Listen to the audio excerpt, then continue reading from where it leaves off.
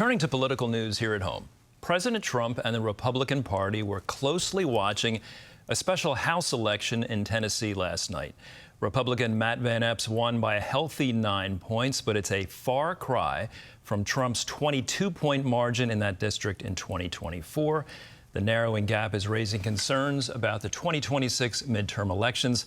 All this as the president is facing low poll numbers and a growing crisis over an attack on an alleged drug smuggling boat. And CBN chief political analyst David Brody joins us now for more. David, let's start with the Tennessee election. How are Republicans interpreting the outcome of this race in view of the 2026 midterms?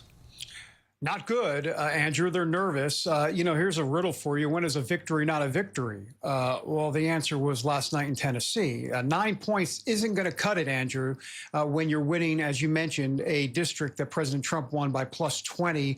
The former Congressman Mark Green won that district by plus 24.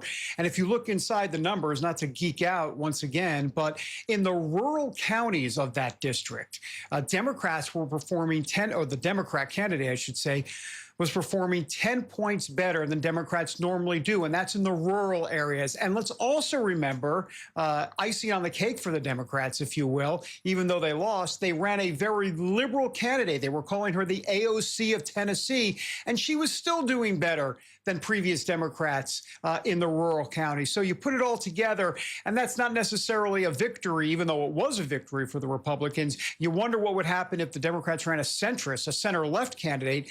That candidate could have actually won in Tennessee last night.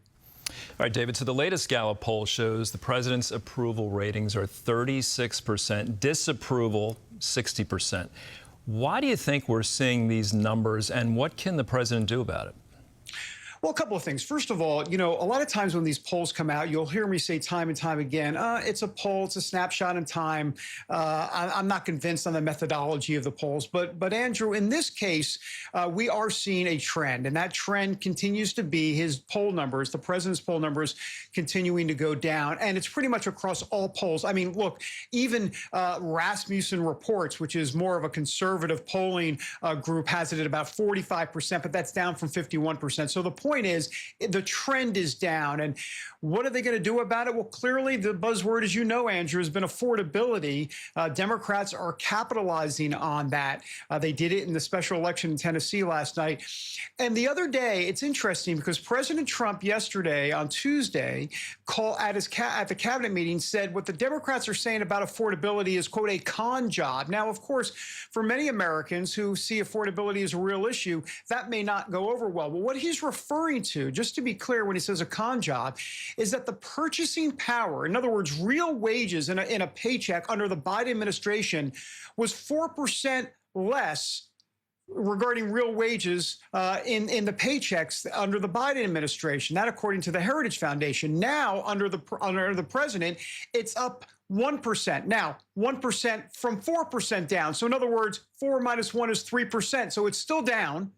There's still an affordability problem. It's getting a little better, but what the president is saying is that he inherited a lot of this from President Biden, and so they believe that eventually they'll come out of it. And quite frankly, in answer to your question, the only way this is going to help or actually be positive for the Republicans is they've got to be good in the economy. Those numbers have got to turn around in Q1 and Q2 because of that big, beautiful bill that we kept hearing about. Well, they hope that the fruition of all of the labor through that bill, the results will come in January and Q1, and then, of course, Q2 of 2026. All right, the big story this week, the controversy over the U.S. military attack on an alleged drug smuggling boat. A second strike killed 2 survivors, raising questions if it was legal. How do you think the administration's response has been, and is it hurting them? Could it hurt them going forward?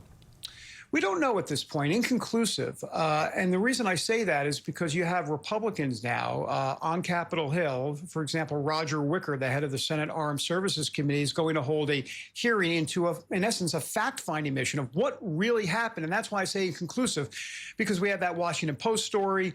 We had a New York Times story. suggesting that Pete Hegseth had ordered the kill strikes on the second strike. But once again, that has now been refuted by the White House. So until we get more facts, we actually get video and audio of what actually went down, we're not going to know. And then we'll have a better sense of how this will actually impact the administration. All right, we know it's not the first time Defense Secretary Pete Hegseth has faced controversy. There's also talk that FBI Director Kash Patel is in hot water over some actions. Do you think we'll see a shakeup in this cabinet?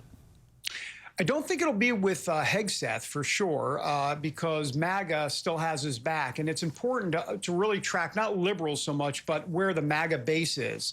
If the MAGA base is frustrated, then you could see something. But I don't see it with Hegseth.